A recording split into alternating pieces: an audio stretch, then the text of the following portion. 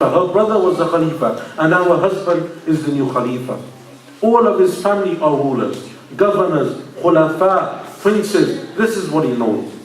For a man who had knowledge of the religion, someone who was so humble that before he became Khalifa, he lived in a mud hut.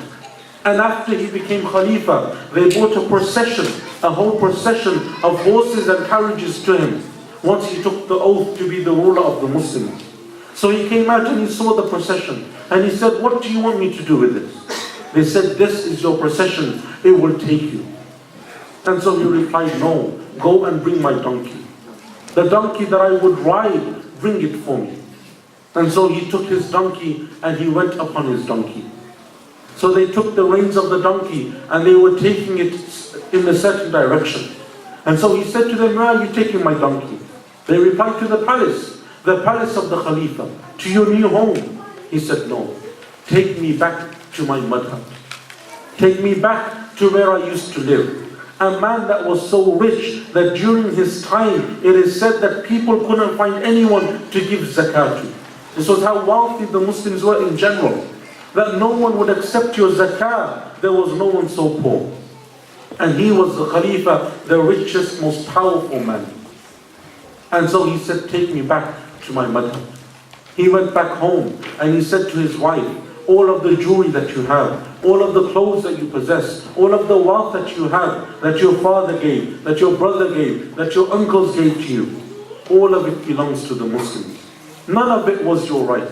It was something which belonged to the Muslims and they gave it to you unjustly." So he said, "I give you a choice. Either you keep the wealth and you leave me, or you stay with me and you give it all back." And because she too was a righteous woman, she gave all of this wealth back. SubhanAllah, imagine living this lifestyle of a king or a queen or a prince or a princess and then giving it all back. Straight away, just giving it all back. It is said she kept nothing except 2 pairs of clothes. And then he went to all of his family members, taking their wealth back, putting it back into the treasury of the Muslims. So the people, his own cousins, his own relatives became angry. They said to his auntie, "Go to him and knock some sense into him. He's taking our wealth back. What is the difference between us and everyone else? We're the rulers and they're the general people, but we're the same in terms of wealth. He's taken our money back." And so she came and she said to her own nephew, "Why don't you give them their money back? Leave it with them. If you don't want to give them any more, don't give them anything else. But at least leave what they already had. They're about to go to blows because of you." And so he said to his auntie, "Do you see this gold coin?" And he took out a gold coin and he placed it in the fire until it became red hot. He took it out and he said to her that, "What would you say if I was to place this upon my cheek?" She said, "Why would you do such a crazy thing? Why would you put this money or this gold coin upon your cheek, burn yourself, scar yourself like this?" And then he replied, by Allah, if I don't take back the wealth that they had unjustly, then Allah on Yawm al-Qiyamah, for every gold coin that they have, He will burn me with the fire of hell. He will burn me with the fire of hell. And this is the difference between a person who has knowledge and who doesn't have knowledge of this religion. Knowing the rights of Allah subhanahu wa ta'ala, fearing Allah azza wa jal, even when it means giving away all of his wealth. Imam al-Bukhari rahimahullah ta'ala, the great scholar of hadith, and I don't think there's a single Muslim except they know this man. The great scholar of hadith, the most authentic compilation of hadith is the book that he authored, Sahih al-Bukhari. Imam al-Bukhari rahimahullah, he was once traveling on a ship. Once traveling on a ship in the middle of the ocean. And he met another man on the ship.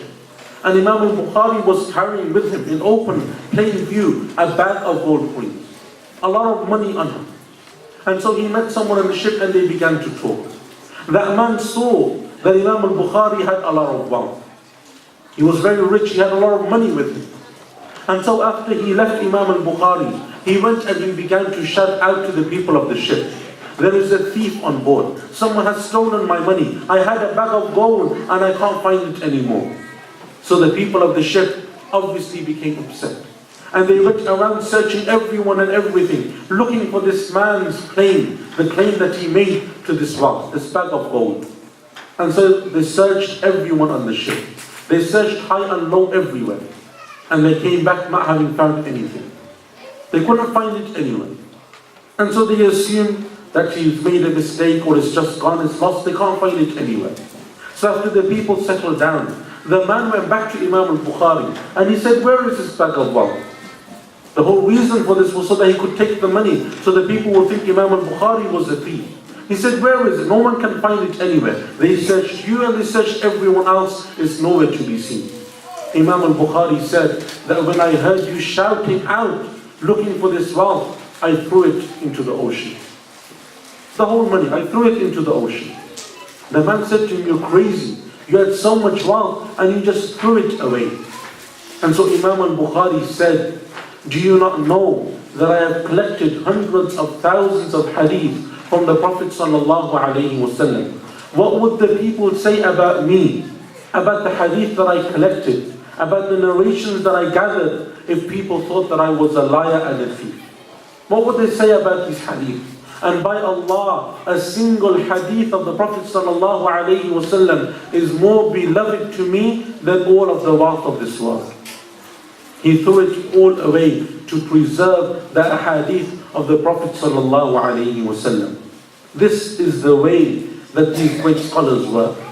And as I mentioned before, it is not that wealth is wrong or evil, but it is the way that you use this wealth, how you earn it and how you spend it.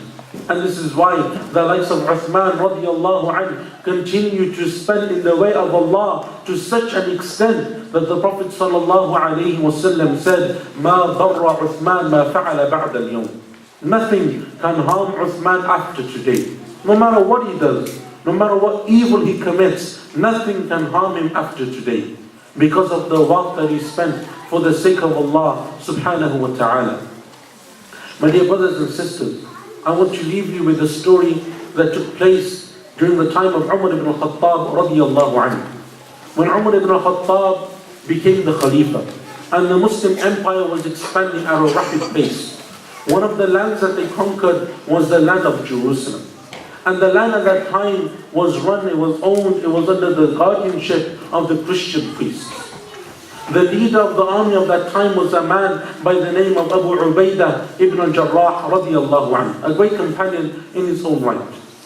Abu Ubaidah, when he approached these Christians of Jerusalem, they said that we will surrender under one condition. And that condition is that Umar himself must come and take the keys of